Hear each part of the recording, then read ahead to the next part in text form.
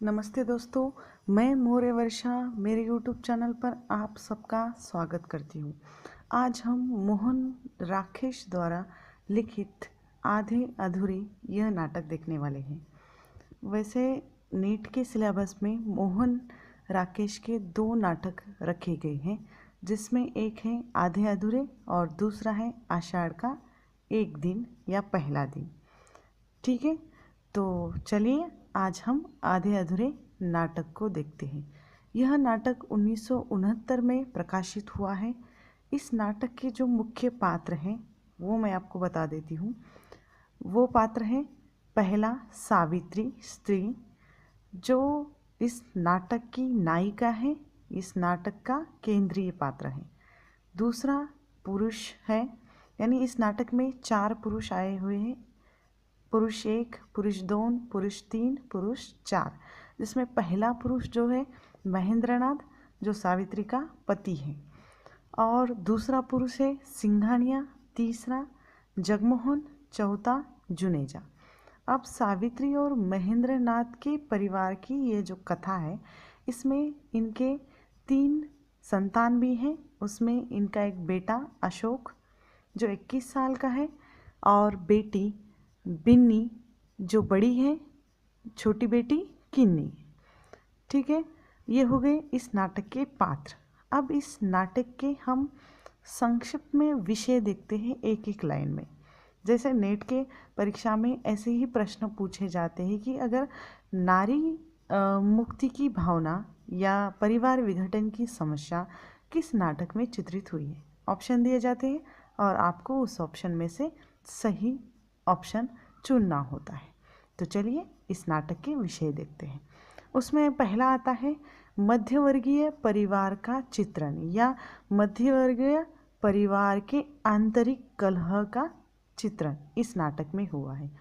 स्त्री पुरुष संबंधों की त्रासदी, परिवार विघटन की समस्या, वैवाहिक संबंधों की विडंबना, पुरुष का अधूरापन, कुंठित युवा वर्ग की स्थिति या युवा वर्ग की पीड़ा का चित्रण, आधुनिक नारी का चित्रण या नारी मुक्ति की भावना इस नाटक में आई हुई है। अब इस नाटक की जो कथा वस्तु है संक्षिप्त में मैं आपको बता देती हूँ। सावित्री और महेंद्रनाथ दोनों पति पत्नी हैं। अब जो सावित्री इस नाटक का केंद्रीय पात्र है और इसी नाटक की जो कथा वस्तु है सावित्री के इर्द गिर्द घूमती है। इस नाटक में जो 4 पुरुष आए हैं, यानी पुरुष 1, पुरुष 2, पुरुष 3, पुरुष 4, उसमें से उन चारों पुरुषों की जो भूमिका एक ही व्यक्ति ने निभाई है। यानी जब आधे अधूरे मोहन राकेश का एक सफल नाटक रहा है और मोहन राकेश के इस नाटक में एक ही व्यक्ति ने चारों व्यक्तियों की भूमिका निभाई थी। ये खास बात है। सावित्री पढ़ी लिखी, नौकरी करने वाली, स्वतंत्र विचार रखने वाली और घर की पूरी जिम्मेदारी उठाने वाली अकेली स्त्री है। घर के सभी सदस्य कुछ भी काम नहीं करते, यानी खाली हाथ ही है। सारा बोझ दायित्व सावित्री पर है। घर का वातावरण हमें देखने के बाद, उस स्थिति को देखने के बाद पता चलता है कि सारा माहौल बिगड़ा हुआ है, एक दूसरे से भावनात्मक लगाव नहीं है पात्रों में, और सब घर की चीज़ें बिखरी हुई हैं, इधर उधर फेंकी गई हैं। अब जिसमें घर की सभी वस्तुएं बिखरी पड़ी हुई हैं और घर पर सदस्य भी हैं। बेटा घर पर बैठकर अश्लील पत्र पत्रिकाएं पढ़ता है, पत्ते खेलता है, हीरोइन की पिक्चरें दिखता है। ऐसे एक बेटे का 21 साल का है जो कहीं पर नौकरी करना नहीं चाहता, और जो एक बड़ी बेटी है जो शादीशुदा है लेकिन अपने पति से नाराज़ होकर या झगड़ा कर कर मायके में आई है।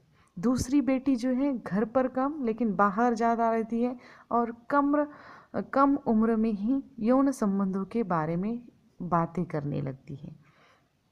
अब जो इस छोटी बेटी का जो चरित्र है वो अत्यंत मुंहपट है, ढीठ है और चिड़चिड़ करती रहती है, किसी की बातें मानती नहीं है। और अशोक जो 21 साल का है, जो बेरोज़गार है, और सावित्री उसे नौकरी लगाना चाहती हैं किसी से सिफारिश करती है तो ये कहीं एक जगह नौकरी करना ही नहीं चाहता, नौकरी पर टिकता ही नहीं। अब इस नाटक का जो अहम पात्र है महेंद्रनाथ। महेंद्रनाथ जो अपने व्यवसाय में, अपने उद्योग में असफल हुआ है, उसे बड़ी हानि हुई है, नुकसान हुआ है, इस कारण वो दब्बू पात्र है। यानी सब काम धाम छोड़कर घर पर बैठा हुआ है, हताश है, निराश है, चुप है। लेकिन समय आने पर वो मारता पीटता है। यानी एक समय ऐसा था, महेंद्रनाथ एक जिंदा दिल व्यक्तिमत्व था, दोस्तों के साथ हंसी खुशी से रहता था। अब इसमें जो उसका चरित्र आया है वह अत्यंत निकम्मा, घर पर बैठा हुआ और निराश व्यक्ति है। लेकिन अभी वह चिड़चिड़ करता है और अपने सावित्री से पत्नी से बहुत घृणा करता है और उसका पूरा जीवन सावित्री पर निर्भर है। अब 3 बच्चों की माँ सावित्री आधुनिक नारी है। भारतीय पारंपरिक जैसी स्त्री का रूप है वैसा सावित्री का नहीं है। वह सदैव युवती रहने का जो भ्रम पालती है, जीवन की विसंगति पति के रूप में गलत व्यक्ति को चुनती है, अनेक व्यक्तियों के साथ प्रेम संबंध बनाती है। यानी अपने पति का अधूरापन या उसे अपने पति का जो अधूरापन है उसे दूसरे पुरुषों की ओर खींच लेता है या और ले जाता है। वह उल्टा नहीं है। प्रेम और परिवार के रूप में वह असफल जरूर है लेकिन उल्टा नहीं है। उसके चरित्र में चिड़चिड़ापन, कटुता, कर्कशता हमें देखने को मिलती है। उसका आंतरिक संघर्ष घर की आर्थिक स्थिति भी है और जो पति पत्नी के जो संबंध है, यानी स्त्री पुरुषों की संबंधों की जो त्रासदी है उसके कारण ही बिगड़ते। उन पति पत्नियों का चिड़चिड़ापन या उनका जो व्यवहार है उसके कारण घर के जो बच्चे हैं उन पर भी हमें असर दिखने को मिलता है। अब इसमें जो वह महेंद्र से अलग होकर, यानी एक दोनों पति पत्नी एक दूसरे से घृणा करते, एक दूसरे के साथ रहना नहीं चाहते, अलग रहना चाहते, लेकिन फिर भी हमारे भारतीय समाज में विवाह को जो स्थान है इसी कारण वो एक दूसरे से विवश है कि वो अलग ही नहीं हो पाते। यानी वह एक पूर्ण पुरुष की तलाश में है जो उनकी सभी या उसकी सभी शर्तों पर खरा उतर सके, ऐसे पूर्ण पुरुष की तलाश में है। लेकिन वह ये उसकी इच्छा कभी पूरी नहीं होती। यानी उसकी अंत में ये धारणा बन जाती है कि सब पुरुष एक जैसे हैं, आधे और अधूरे। सावित्री हर जगह पूर्णता दिखती है, घर, ऑफिस, पति, बच्चों में, प्रेमी में, लेकिन पूर्णत्व का अभ्यास उसे कहीं नहीं होता। अपनी भावात्मक सुरक्षा के लिए पूरे आदमी की तलाश तो करती है किंतु असफल हो जाती है। शिवजीत, जगमोहन, मनोज आदि व्यक्तियों से प्रेम संबंध बनाती है। मनोज जिसे वह चाहती थी वह सावित्री की ही बड़ी बेटी बिन्नी को भगाकर ले जाकर शादी करता है और वह शादी भी टिकती नहीं है और बिन्नी परेशान, तनाव में है और मायके में आई है। अब अप्रत्यक्ष रीत्या वह अपने माँ के जो संबंध है या माँ के रास्ते पर वह चल रही है। अब बिन्नी और उसकी जो बड़ी बेटी है, जो अभी शादीशुदा है, घर पर आई है, छोटी बेटी जो बदतमीजी करती है, ढीठ है, मुंहपीठ है, और बेटा है जो बेरोजगार है, घर पर है, पति भी खुश नहीं है। यानी सभी परिवार में, यानी मध्यवर्गीय परिवार की जो त्रासदी है, आंतरिक कलह है, इसका चित्रण इसमें आता है। अब इसमें और भी जो पात्र हैं जैसे जुनेजा है, महेंद्रनाथ का मित्र है जो निर्भीक है, बेबाक है, जगमोहन है, बेफिक्री है। अब इसमें जो परिवार को महत्व दिया है नाटककार ने, यानी इसमें नाटक के जो प्रत्येक पात्र में द्वंद्व हमें दिखाई देता है। नाटक के अंत में इतना ही सिद्ध होता है कि प्रत्येक पुरुष पूर्णत्व प्राप्त नहीं कर सकता, परंतु अभावना, प्रेम, लगाव के कारण परिवार को पूर्ण कर सकता है। इस नाटक के अंत में महेंद्रनाथ घर से बाहर तो चला जाता है, यानी बहुत बार वो कोशिश करता है कि सावित्री से दूर हो जाए। यानी सावित्री को महेंद्रनाथ हमेशा दब्बू, व्यक्तित्वहीन और उस पर निर्भर रहने वाला एक बेकार आदमी लगता है।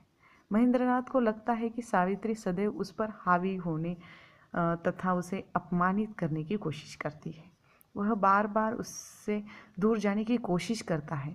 नाटक के अंत में भी वो बाहर चला जाता है, लेकिन जुनेजा के समझाने के बाद या अपना ब्लड प्रेशर के कारण वो इस कदर उस पर निर्भर है कि वो उसे घर लौटना ही पड़ता है और घर लौटाता है। यानी स्त्री पुरुष आजीवन उस बोझ को ढोने के लिए खुद को विवश हो पाते हैं, यानी एक दूसरे से चाहकर भी वो अलग नहीं हो पाते।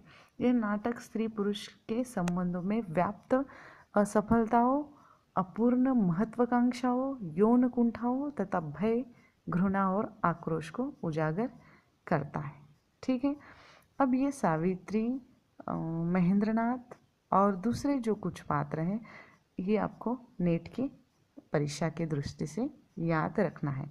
आपको सिर्फ नाटक के विषय को याद रखना है और थोड़ी बहुत कथा वस्तु, यानी मध्यवर्गीय परिवार को केंद्र में रखकर मोहन राकेश ने इस नाटक की रचना की है।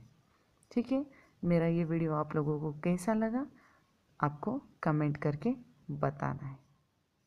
धन्यवाद।